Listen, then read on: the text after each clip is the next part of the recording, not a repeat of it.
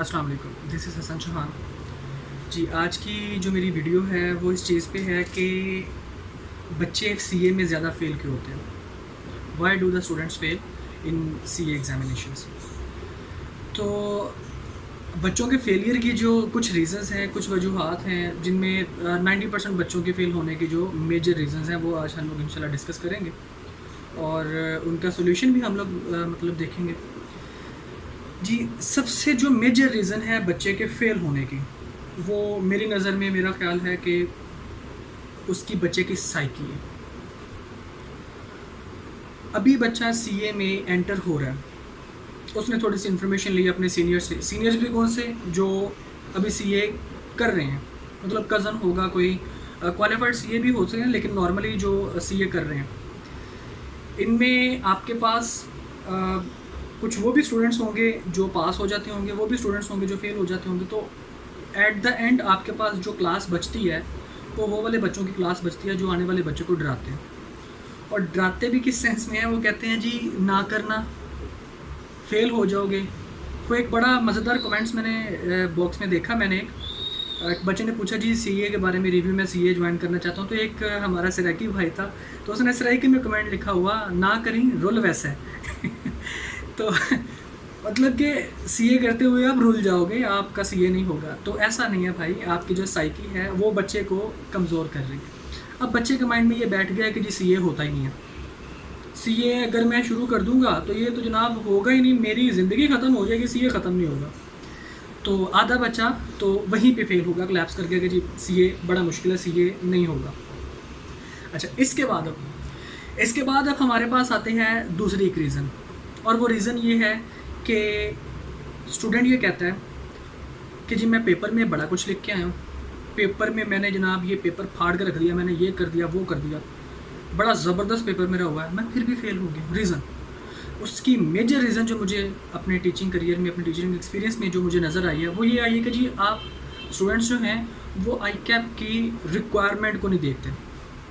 Like मैं कहता हूँ एक लड़के को जिसका नाम अली है, सब्ज़ादार में वो रहता है, 22 साल उसकी एज है, मैं कहता हूँ जी व्हाट्स योर नेम, तो बच्चा आगे से कहता है सर मैं 22 साल का हूँ।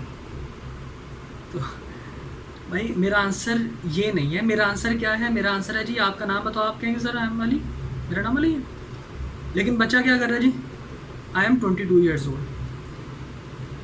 सेम केस जो है वो आई कैप में भी होता है। आई कैप की रिक्वायरमेंट को बच्चा पढ़ता तो है लेकिन उसके ऊपर ज़्यादातर फोकस नहीं करता। आई कैप रिक्वायरमेंट कुछ कर रहा होता है, आप आंसर में वो आंसर देते हो जो आपको आता है, वो नॉर्मली नहीं देते जो आई कैप ने पूछा हुआ है। तो आई कैप भी फिर वो करता है जो उसका दिल करता है। तो ज़्यादती नहीं करता।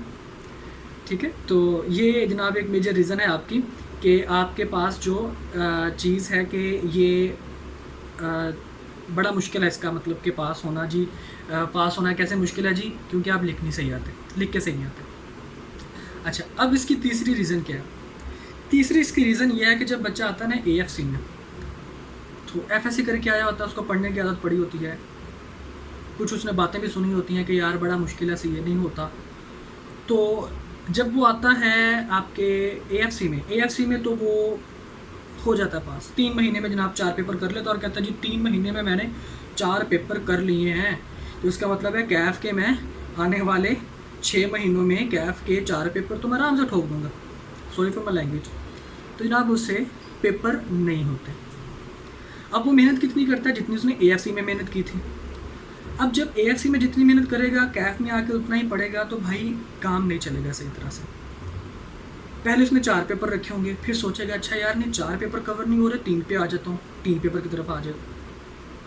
3 पेपर बड़ी मुश्किल हो रहे हैं यार, टेंशन हो रही है, ये पेपर सही है, ये पेपर मुश्किल है।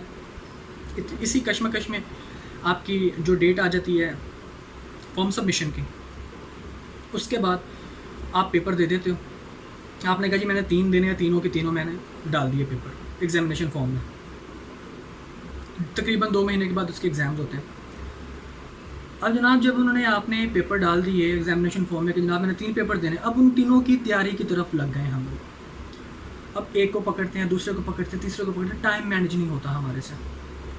हमारे माइंड में क्या था, एएफसी 3 महीनों में कर लिया है तो कैफ के 2 पेपर 3 पेपर नहीं पास हो सकते 6 महीनों में?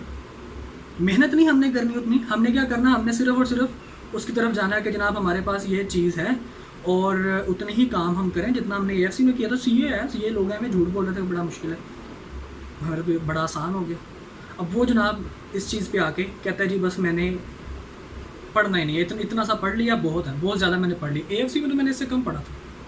तो ये भी एक रीज़न है बच्चे के फेल होने की कि उसका माइंड जो है वो चेंज हो जाता है। और एक आखिरी रीज़न, बड़ी मेजर रीज़न है, जो हमारे कुछ सीनियर्स कैफियंस जिसको हम लोग मैं बोलूँगा, जो आपके कैफ के स्टूडेंट्स हैं जिनकी रिपीट हो रही है, यानी कि अटैम्प्ट जो फेल हो चुके हैं एक आध दफ़ा। अब उन बच्चों के लिए जब वो पढ़ते हैं दोबारा, उनको ऑलरेडी उन्होंने पढ़ा होता है तो उनको लगता है कि यार ये सारा कुछ मेरे लिए फ़िजूल है, मैं पहले पढ़ चुका हूँ, मुझे सारा कुछ आता है। जब उसको बच्चे को लगता है ना मुझे सारा कुछ आता है, तो यकीन करें उस बच्चे के माइंड में बैठ जाता है कि जी मैं जो पढ़ रहा हूँ ये मेरे लिए फ़िजूल है, आई कैप ने मुझे जानबूझ के फेल किया, मुझे सारा कुछ आता है, लिहाजा मुझे दोबारा पढ़ने की ज़रूरत नहीं है। अगर भाई आपको सारा कुछ आता होता तो आप क्या करते, आप पास हो जाते भाई। अगर फेल हो तो इसका मतलब है कोई चीज़ तो है जो आपको नहीं आती। तो आप दोबारा से शुरू से पढ़ो, अपने माइंड से ये चीज़ निकाल दो कि आपको सारा कुछ आता है, नए सिरे से पढ़ो।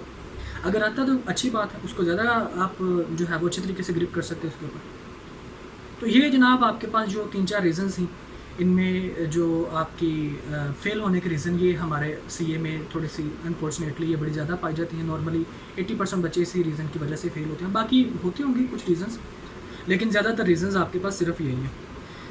तो इस सबका सोल्यूशन एक ही सोल्यूशन है सबका, और वो सोल्यूशन क्या है जी, जो रीज़न है फेल होने की इनको साइड पे कर दो। मतलब अपने माइंड में बिठा लो कि you are going to be pass हो रहे हो। CA मुश्किल है, नामुमकिन नहीं है, मैं कर सकता हूँ, आई कैन डू इट।